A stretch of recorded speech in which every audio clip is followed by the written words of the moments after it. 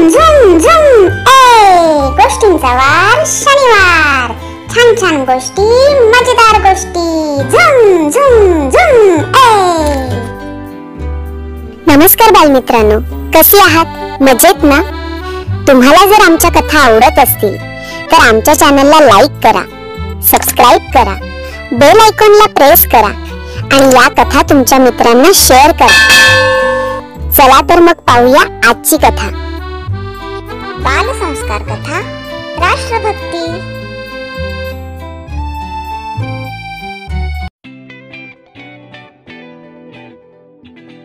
शौर्या, ए शौर्या, कोण कोण आहे?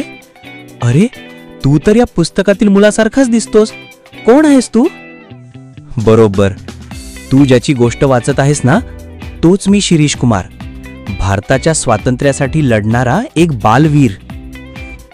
अरे, पण तू तर माझ्यापेक्षा थोडाच मोठा दिसतोस. एवढ्या लहान मुलांनी सुद्धा स्वातंत्र्य लढ्यांमध्ये भाग घेतला होता? हो, त्या काळात स्वातंत्र्य मिळवण्यासाठी लहान मोठे, स्त्रिया पुरुष सगळ्यांनी आपापल्या पद्धतीने लढा दिला. मी तर फक्त 14 वर्षाचा होतो, पण देशप्रेम खूप मोठं होतं. पण तुम्ही सर्वांनी केलं काय? हे दादा, मला सांग ना सगळं. आमच्या गावात म्हणजेच नंदुरबारमध्ये ब्रिटिशांच्या अन्यायाविरुद्ध निदर्शनं होत होतं. लोक भारत माता की जय, वंदे मातरम अशा घोषणा देत होते. मी आणि माझे मित्र त्यात सामील झालो आणि स्वातंत्र्याचा झेंडा घेऊन पुढे निघालो. मग इंग्रजांनी काय केलं? इंग्रज पोलिसांनी जमावावर गोळीबार सुरू केला. काही लोक घाबरून तिथून पळून गेले, पण मी आणि माझे मित्र तिथेच उभा राहिलो. आणि मग तुला पोलिसांच्या गोळ्या लागल्या का?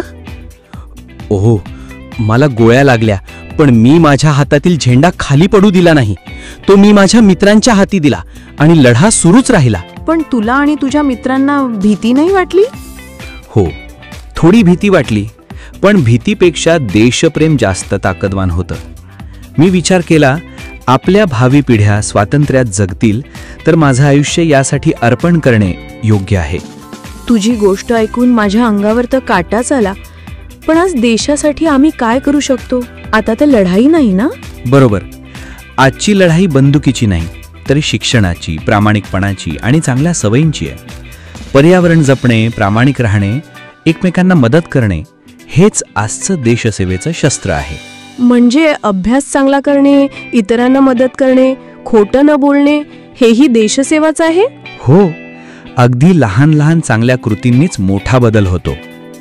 एक सुजाण नागरिक बनून जबाबदारीनं वागणं म्हणजेच देशसेवा होय. हो शिरीष दादा, मी नक्कीच करेन आणि एक सुजाण जबाबदार नागरिक बनेन.